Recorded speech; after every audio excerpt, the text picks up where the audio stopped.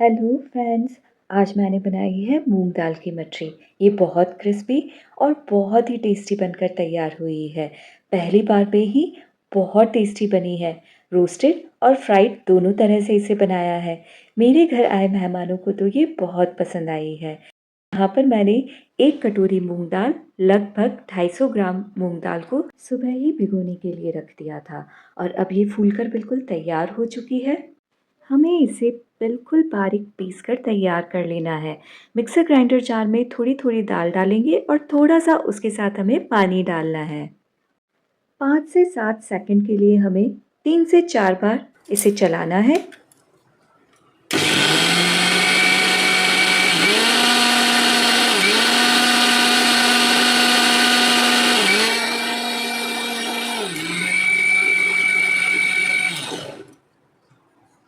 ये बहुत ही बारीक अच्छे से पीस कर तैयार हो गई है। एक बर्तन में हम इसे निकाल लेते हैं।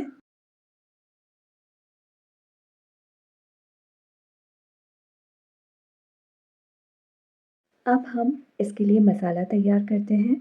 ये मसाला अगर आप इस मटरी में डालेंगी तो मटरी का स्वाद और बढ़ जाएगा। सिर्फ नमक और अजवाइन या जीरा डालने पर जो टेस्ट आता है मटरी का, आप इस तरह से बनाएंगे तो ये बहुत टेस्टी लगेगी।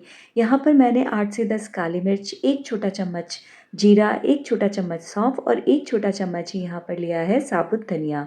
उसमें डाली हैं 2 खड़ी लाल मिर्च। बिल्कुल धीमी आंच पर सभी मसालों को हमें अच्छे से भुनना है जब तक कि मसालों के पकने की खुशबू ना आने लगे। जैसे ही खुशबू आती है हमें गैस बंद कर देना है और सभी मसालों को बिल्कुल ठंडा होने देना है। यहाँ पर हमने मटरी के लिए मसाला तैयार किया है, जिसे ठंडा करने के बाद हम मिक्सर ग्राइंडर जार में इसे पीस कर तैयार करेंगे। लेकिन उससे पहले इसमें थोड़े से मसाले हमें और डालने हैं। आप देख सकते हैं सभी खड़े मसाले यहाँ पर तैयार हैं जो बिल्कुल ठंडे हो चुके हैं। अब इसमें मैं डाल रही हूँ 1 छोटा चम्मच काला नमक और सादा नमक, आधा छोटा चम्मच हल्दी पाउडर, 1 छोटा चम्मच लाल मिर्च पाउडर, 1 छोटा चम्मच हींग। इन सभी मसालों को हमें अच्छे से ग्राइंड कर लेना है। आप देख सकते हैं इन्हें दरदरा सा पीसना है। इस तरह से बहुत अच्छा टेस्ट आता है फ्रेंड्स इसका। और अब यहाँ पर जो हमने मूंग दाल का पेस्ट बनाकर तैयार किया है उसमें डाल रहे हैं 125 ग्राम, जो कि लगभग आधा कप है। हम डालेंगे इसमें सूजी और बेसन। और यहाँ पर 1 किलो मैदा मैं इसमें डालूंगी, थोड़ा थोड़ा करते हुए। तो सबसे पहले यहाँ पर मैंने 1 कप डाल दिया है, जो कि लगभग 250 ग्राम के बराबर है। और उसी के साथ में जो खड़े मसाले हमने पीस कर तैयार किए हैं दरदरे से, वो सब इसमें डाल देते हैं, जिससे कि ये बहुत अच्छे से मिक्स हो जाए। फ्रेंड्स, इस वीडियो को लास्ट तक ज़रूर देखिएगा, क्योंकि इसमें बहुत सारी टिप्स और ट्रिक्स हैं और कुछ इंग्रेडिएंट्स ऐसे हैं जो हम बाद में डालते हैं। इससे बहुत ही अच्छे से सॉफ्ट, क्रिस्पी और टेस्टी मटरी बनकर तैयार हो जाती है। तो फ्रेंड्स, बिल्कुल भी स्किप नहीं करिएगा एक भी स्टेप को। और हमें क्या है फ्रेंड्स, जितना हम पेशेंस के साथ चीज़ें बनाते हैं ना, वो उतनी ही टेस्टी बनती है। यहाँ पर 1 कप ही हम डालेंगे तेल। मैंने यूज़ किया है फ़िल्टर ऑयल। आप चाहें तो रिफ़ाइंड ऑयल यूज़ कर सकते हैं, पर सरसों का और नारियल का तेल हमें यूज़ नहीं करना है। बस सबको अच्छे से हमें मिक्स कर लेना है। अभी हमने मैदा सिर्फ 1 कप ही इसमें डाला है, अभी 3 कप मैदा हमें और डालना है। पर अगर आपको ज़रूरत लगे तो उसमें थोड़ा सा मैदा आप कम ज़्यादा कर सकते हैं, क्योंकि हमें सॉफ्ट डो बनाकर तैयार करना है। तो इस तरह से हमें धीरे धीरे स्टेप्स में इसमें मैदा डालना है। इससे क्या होता है फ्रेंड्स, लेयर्स बहुत ही सॉफ्ट और अच्छे से बनकर तैयार होती हैं।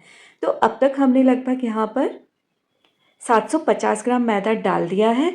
अब हम इसमें 2 इंग्रेडिएंट्स और डालने वाले हैं। इसे हम अच्छे से मिक्स कर लेते हैं और इसके बाद ही हम इसमें डालेंगे अजवाइन। यहाँ पर लगभग 2 छोटे चम्मच मैंने अजवाइन ली है, जिसे हमें इस तरह से हथेलियों के बीच में मलते हुए इसमें डाल देना है। इससे बहुत अच्छा टेस्ट आता है फ्रेंड्स, यकीन मानिए। और 2 छोटे चम्मच ही हमें लेनी है कसूरी मेथी। हमने अजवाइन और मेथी को मसालों के साथ नहीं पीसा था, हमें ये बाद में अलग से डालना है, जिससे कि इसकी लेयर्स में इनका टेस्ट जो है वो बड़ा ही अच्छे से खिल कर आता है। तो यहाँ पर इस तरह से हमें हथेलियों के बीच में मलते हुए अजवाइन के साथ साथ कसूरी मेथी भी डाल देनी है। और अब हम इन सबको अच्छे से मिक्स करते हैं। और अब एक लेयर और हमें मैदा की बनानी है इसमें, तो हम बचा हुआ मैदा इसमें डाल लेते हैं। यहाँ पर क्या होता है फ्रेंड्स, कभी कभी ऑयल और जो हमने पानी डाला था ना थोड़ा सा दाल में, उसमें थोड़ा कम ज़्यादा हो सकता है। तो यहाँ पर मैदा आप थोड़ा कम ज़्यादा कर सकते हैं। बस ध्यान रखना है कि हमें सॉफ्ट डो बनाकर तैयार कर लेना है, जिस तरह से हम फुलके के लिए, चपाती के लिए तैयार करते हैं ना आटा, बस वैसे ही। तो देखिए यहाँ पर हमें इसमें थोड़ा सा, यहाँ पर आप नमक टेस्ट कर लीजिए, अगर कम ज़्यादा लगता है तो आप इस जगह पर वो भी ऐड कर सकते हैं। अदरवाइज़ ये पूरी तरह से रेडी है अच्छे से मठरी बनाने के लिए।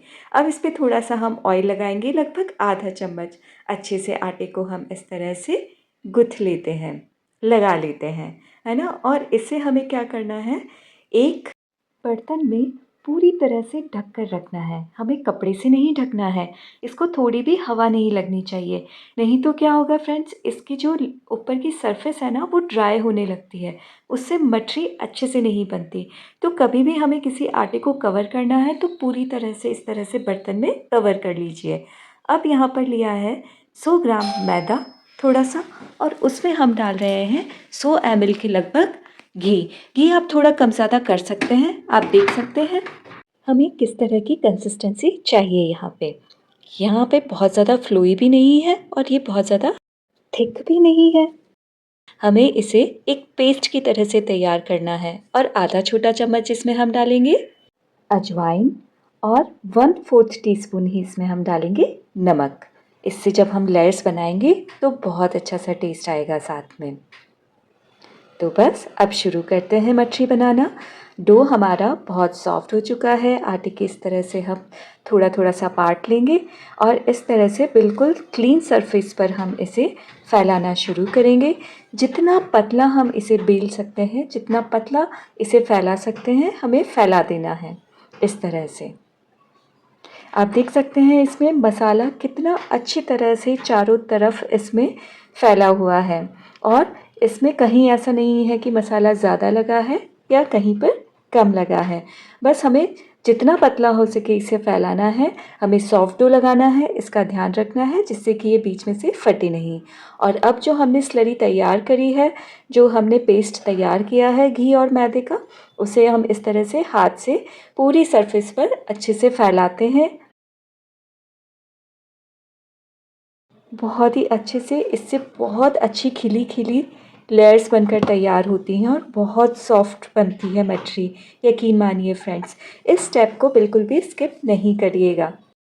फ्रेंड्स, ये मच्छी बनाने के लिए हमने मैदा को यूज़ किया है। आप चाहें तो बारीक पिसा हुआ आटा भी यूज़ में ले सकते हैं, लेकिन जो इसका ट्रेडिशनल मठरी वाला जो टेस्ट है ना, वो मैदा से ही आता है। इसलिए अगर आपको बहुत टेस्टी सा बिल्कुल ऐसे ही बनाना है तो आप मैदा से बनाइए। हमने इसमें पहले से ही सूजी भी डाली है, हमने मूंग भी डाला है, तो इसके साथ थोड़ा फाइबर तो है ही, इसलिए ये इतना भी नुकसान नहीं करेगा। और इसका टेस्ट तो बहुत अच्छा आता ही है। ये प्रोटीन रिच है क्योंकि इसमें सूजी भी है और मूंग भी है। तो आप एक बार इस तरह से ज़रूर बनाइए, ये बहुत अच्छे से एग्जैक्ट ऐसी ही बनकर तैयार होगी। मैंने भी इसे फ़र्स्ट टाइम बनाया है और ये बहुत अच्छे से बनकर तैयार हुई है। बस मसाले इसमें मैंने थोड़े से अपनी तरफ से ऐड किए हैं, जिससे ये और टेस्टी हो गई है। सिर्फ नमक और अजवाइन से भी अच्छी लगती है, लेकिन जो मसाले हमने इसमें डाले हैं ना फ्रेंड्स, उससे इसका टेस्ट बहुत ज़्यादा निखर कर आया है। तो देखिए यहाँ पर हमने इस तरह से रोल भी तैयार कर लिया है। अब हम इसे छोटा छोटा कट करेंगे और छोटे छोटे से पेड़े तैयार कर लेते हैं। ये 1 से 1.5 इंच के आसपास के पेड़े हम बनाकर तैयार कर रहे हैं। इस पूरी सामग्री से लगभग 2 किलो की मच्छी बनकर तैयार हो जाती है। यहाँ पर मैंने आधे सामग्री से तो मैंने फ्राई की हुई मच्छी बनाई है और आधी सामग्री से मैंने रोस्टेड तैयार किया है, क्योंकि जिनकी उम्र हो गई है, जो एथलीट्स हैं, थोड़े हेल्थ कॉन्शियस हैं, वो लोगों को रोस्टेड बड़ा ही पसंद आता है। टेस्ट में कोई भी फ़र्क नहीं लगेगा, लेकिन बच्चों को फ्राइड चीज़ें थोड़ी ज़्यादा पसंद आती हैं और वो खेल-कूद में इसे पचा भी लेते हैं। तो इस तरह से हम हथेलियों के बीच में पेड़े को रखकर प्रेस करते हुए मठरियों को तैयार कर सकते हैं।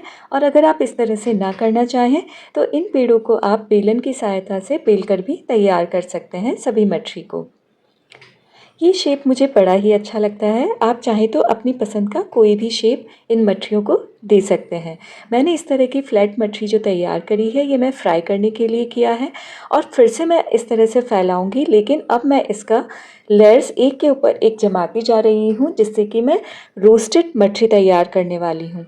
आप देख सकते हैं मैंने इस तरह से लेयर्स बनाई हैं एक के ऊपर एक, और अब इसे बेलन की सहायता से अच्छे से मैं फैलाऊंगी। ना बहुत ज़्यादा पतला करना है और ना ही बहुत ज़्यादा थिक रखना है हमें इसे। जिस तरह से हम पराठा या चपाती को बेलते हैं ना, पर हमें बहुत पतली नहीं करनी है। आप देख सकते हैं इसे थोड़ा मोटा ही रखना है। अब इसके जिस तरह से हम बर्फ़ी कट करते हैं इस तरह से मैं काट रही हूँ इनको। आप चाहे कोई भी शेप दे सकते हैं। आप चाहे तो किसी कैप को यूज़ करके, बॉटल का कैप यूज़ करके इनके सर्कल्स भी कट कर सकते हैं। मुझे ये शेप बड़ा अच्छा लगा। इस तरह से कट करने के बाद इसे मैं अभी साइड में रख देती हूँ और जो मच्छी हमने पहले तैयार करके रखी है फ्लैट वाली, उसे हम पहले फ्राई कर लेते हैं अच्छे से। तेल यहाँ पर हमें हल्का गरम ही रखना है, आँच को बिल्कुल धीमा स्लो पर ही रखना है, मीडियम भी नहीं रखना है। जब तेल अच्छे से गरम हो जाए हम इसमें मच्छी को इस तरह से डालेंगे। फ्रेंड्स, यहाँ पर पेशेंस की बहुत ज़रूरत होती है, क्योंकि यहाँ पे क्या है, अगर हमने थोड़ी भी आँच को अगर तेज कर दिया, फ्लेम को अगर हाई किया, तो मठरी अंदर से कच्ची रह जाएगी और बाहर से ज़्यादा जलने लगेगी। अब बिल्कुल धीमी आंच पर जब तक मठरी वहाँ पर पक रही है, यहाँ पर हमने जो बर्फ़ी के शेप में कट करी है उसे हम बीच में से दबाते हुए इस तरह से बो बना लेते हैं। और बीच-बीच में अब हमें चेक करते रहना है कि मठरी का रंग बदलने लगा है। आप देख सकते हैं यहाँ पर अभी भी मठरी पूरी तरह से पकी नहीं है। इसको गोल्डन ब्राउन होने देना है हमें। जैसे ही इसका बादामी कलर आने लगता है, इसकी अच्छे से खुशबू आने लगती है, ये काफ़ी क्रिस्पी बनकर तैयार होती है। धीमी आँच पर इसे कम से कम 15 से 20 मिनट लगते हैं पकने में। आप देख सकते हैं यहाँ रंग बदल चुका है, ये काफ़ी क्रिस्पी हो चुकी है और हम इसे निकाल लेते हैं टिश्यू पेपर पर एक अलग बर्तन में। इस तरह से मैं अब सभी मच्छी को तैयार कर लेती हूँ, फ्राई कर लेते हैं हम।